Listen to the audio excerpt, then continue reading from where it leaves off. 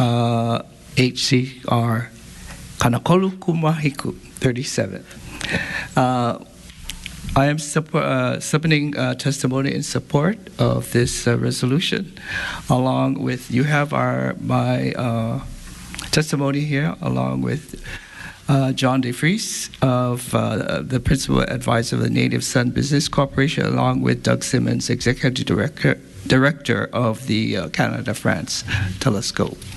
My involvement is as a teacher of Hawaiian language, the College of Hawaiian Language at the University of Hawaii, Hilo.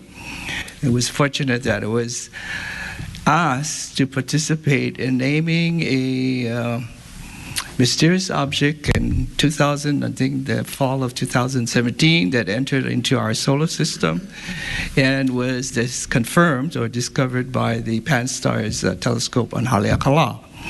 And it gave an opportunity to incorporate and use our Hawaiian language to name this interstellar object, which turned out to be a comet, I believe. And I named it Oumuamua, meaning a scout coming out to check us out here on planet Earth. And so naming Hawaiian celestial bodies is nothing new in our Hawaiian tradition.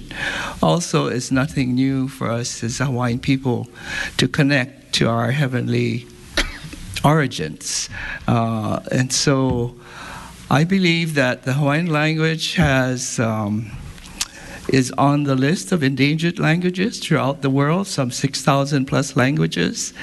But of course, over the years, in the efforts to revitalize our Hawaiian language, we're gaining more momentum and a slight growth. We're not outbeating the Maori people of New Zealand or other Polynesian cousins, if I can just go to that extent in the world. However, I think Hawaii has become a model for many indigenous languages of the world for language revitalization. And not just language, but what it means to a people for the well-being and for the thriving, not only of our language, but of the thriving of a people. So I believe that our Hawaiian language is very important and needs to be recognized as part of all of this effort that we are putting into keeping Hawaii what Hawaii is and should be for today and for the future. Mahalo. Thank you. Okay, next. My name is Doug Simons. I'm the director of Canada-France Hawaii Telescope, today representing the Mauna Kea observatories. And I just have a brief statement to share with you this morning. Through this letter, we, the observatories, express our strong support for HCR 37. As members of the Hawaii Island community, the Mauna Kea observatories are keen to see progress made with reconciling long-standing grievances in the Native Hawaiian community, particularly those that relate to Mauna Kea, where we operate our telescopes. The Mauna Kea observatories stand ready to support this process and respectfully request representation on the Commission on matters related to Mauna Kea, given the potential effects of the Commission on the future of Mauna Kea astronomy. So with that, I'm happy to take questions or yield to the next speaker. Yeah, we'll take questions after the first 10. Thank you. Thank you. Members of the committee, my name is Sam King. I'm the Executive Director of Imua TMT, if I'm not being too subtle.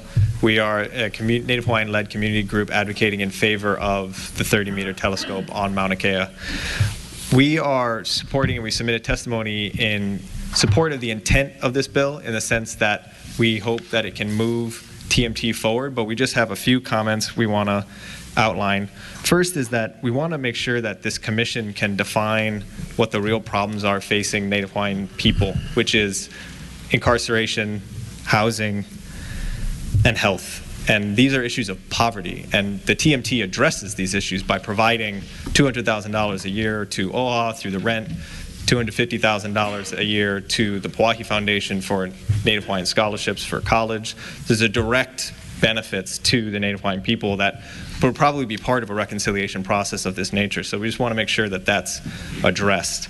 The second thing we want to know is if this Blue Ribbon Commission is going to decouple the building of TMT from this reconciliation process. Obviously, as we've noted, this reconciliation process, there's much debate about the truth and the reconciliation issues, and they've been going on for hundreds of years. And so it's not clear that it's going to be accomplished on the timeline that TMT requires to get built before it abandons Hawaii or the entire operation collapses, which would be a disaster for our people, for the state of Hawaii, for the world. So we want to make sure that the TMT's construction is not delayed forever by the reconciliation.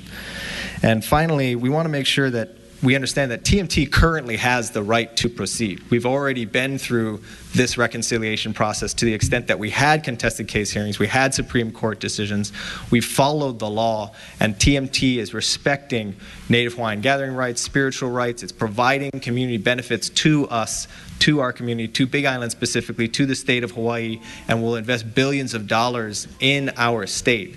So therefore, it shouldn't be held up by further discussions of what it needs to do. It's been talked about for 10 years, and it followed a very extensive process of truth and reconciliation already and provides all those benefits and a lot of that truth. So we support the intent of moving forward, but we also don't want to see the project delayed forever by talking about reconciliation.